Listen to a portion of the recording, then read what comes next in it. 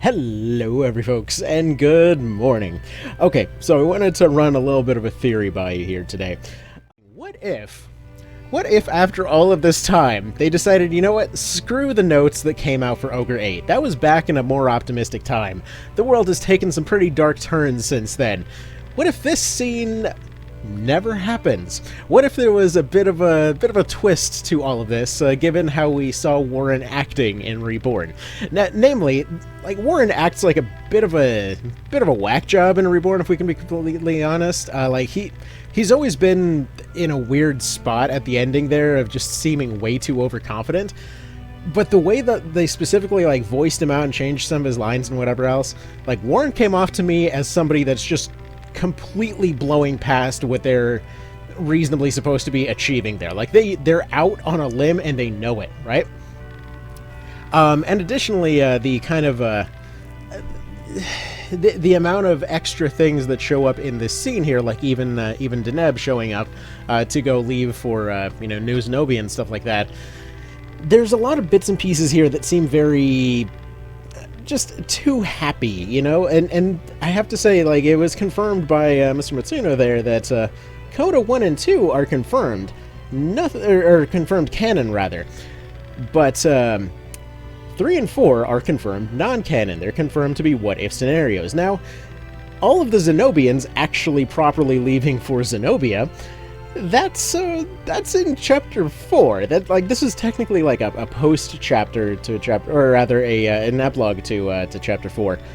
But we never actually see the Zenobians properly leaving. We see them talking about leaving in Coda 1 and 2, but you know, with Warren being as seemingly out of his element as he is there, what if they did an XCOM 2 here?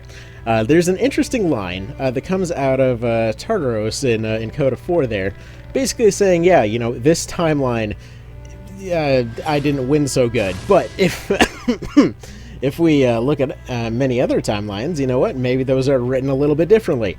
And what if that's the way they went about this, right? So, like, this is the happy timeline. This is where everything went right. But think about it. How does Coda 2 end? What is one of the special endings that you can get for Coda 2 that everyone has gotten because the Roderick fight is some nonsense and always has been? Again, what am I talking about with the XCOM 2 thing? Do you remember? I don't know if anyone that's on this channel has seen all those interviews that happened when XCOM 2 got announced after XCOM Enemy Unknown, because there is specifically a completely bullshit difficulty in Enemy Unknown that will usually give you pretty much an unavoidable game over within the first couple months. So Iron Man Impossible has always just kind of been one of these things of like, well, you reset 20 times and then finally you get the run you can do something with. Now, here's the thing. When they were interviewing people, they basically said, yeah, the impossible difficulty was canon for the sequel, because the sequel happens in a world where they just got completely overrun pretty much immediately. So, what if they did something along those lines, right? What if the Warren getting way too overconfident and accidentally causing the entire world to get fucked over is the actual way that this ends up going, right? Because think about it. Pretty much everybody walked into that bit of Coda, and they're like, oh yeah, this is the doppelganger fight, but I'm way more prepared this time. You're prepared, but Warren wasn't, and then Warren gets frickin', like, demolished within seconds, right? And then suddenly, oh no, nobody's there to stop the, unstoppable friggin' hellspawn that are suddenly coming out everywhere. What if Ogre 8 starts right there, right? They save the Zenobians, but then accidentally, let Warren die at the last second? Because realistically, the whole prophecy thing where all the Zenobians are supposed to go back, right? I mean, here's the thing. Again, he comes off as extremely overconfident, right? So what if he saw this whole thing and he's like, oh yeah, the only one that actually died was me, you know, in this prophecy. It's fine, I can avoid that. I can see the future, you know what? I can deal with all this stuff. Oh, you know, here's the situation. It's fine. It's fine. I can see the future. I can avoid everything. No problem. You know, this is no problem for me whatsoever. You know, I'll come back from this. So he confidently says, yeah, no, all the Zenobians are coming back. He forgets the bit where, you know, he might not, and or there might be potentially some other issues with that scenario. It's fine. He saw the good outcome. There's a way, you know, they can make it happen. They're capable. But again, what happens if all of it ends right there? They accidentally unleash, like, hell right there in Coda 2. All of them just come pouring out of the friggin' Chaos Gate there, right? By the way, a quick step back for anyone that hasn't experienced it. Basically, Coda 2, aka The Search for Warren, is just like, Warren gets himself trapped in hell, and you basically get a lead of like, well, there's a second hell gate down there at the bottom of the Palace of the Dead on floor 115. And so you go all the frickin' way down there, and it turns out that the kind of voice calling them there was not even him, that he was on his in the process of going and getting himself out of that situation. It was just taking him way longer than expected.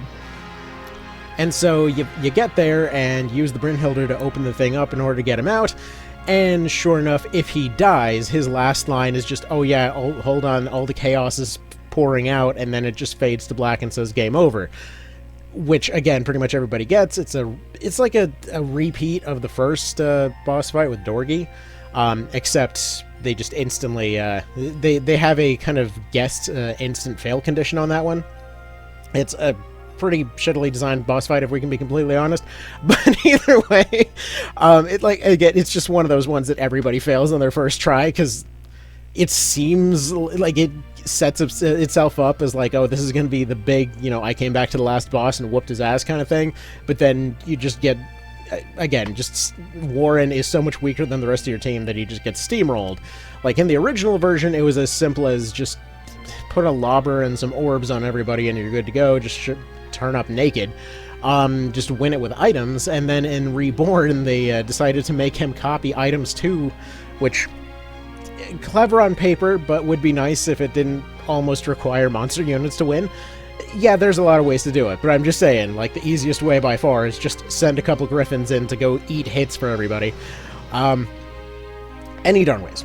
So, as far as all this is concerned, right? So imagine this whole scenario where, yeah, that just Valeria instantly gets overwhelmed. Nobody actually can do anything about it, because presumably, you know, Denam's whole team gets overwhelmed down at the Palace of the Dead. Nobody up top can do anything, and then Tardy's just left, right?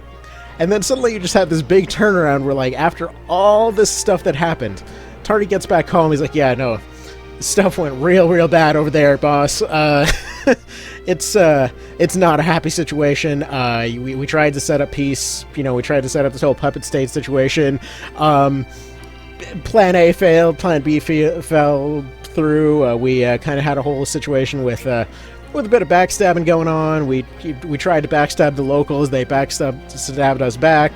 Half of my crew just decided to up and bail. And then suddenly somebody else walks in like, hey, so that whole place, there's like nothing left of it. It's just one gigantic hell army now. And they're like, what the hell did you do, Tardy? How did you mess up this bad? Anyway. So then, you know, he gives him a whole new team and then sends him out to go deal with it. And then finally we get the whole confrontation that they've been building up for a while of just like Lotus versus the Hell Army kind of situation. Like, how cool of a setup would that be? Oh, man. If nothing else, I'm sure somebody can at least make a friggin' XCOM mod for that. But how cool would that be, you know? Like, I would love that. I would absolutely love for it to take a super dark turn like that. I think it would be really fun, but realistically it probably won't happen. I mean, I'd be shocked if we get a sequel, to be completely blunt. I mean, at this point they're having a hard time even getting the patches out for Reborn because, you know, corporate's refusing to give them more budget. But either way, I think it would be a lot of fun. But what do you guys think? Neat idea? Terrible idea? Just fun to think about? Who knows? All right, y'all have a good one. I'd love to hear your thoughts on this later. Oh, actually, wait. Hold on. We gotta show the line, don't we? There we go. There's the bit. That's where it ends on. I was showing all the rest of it. Forgot that one. Anyway. All right. Take care.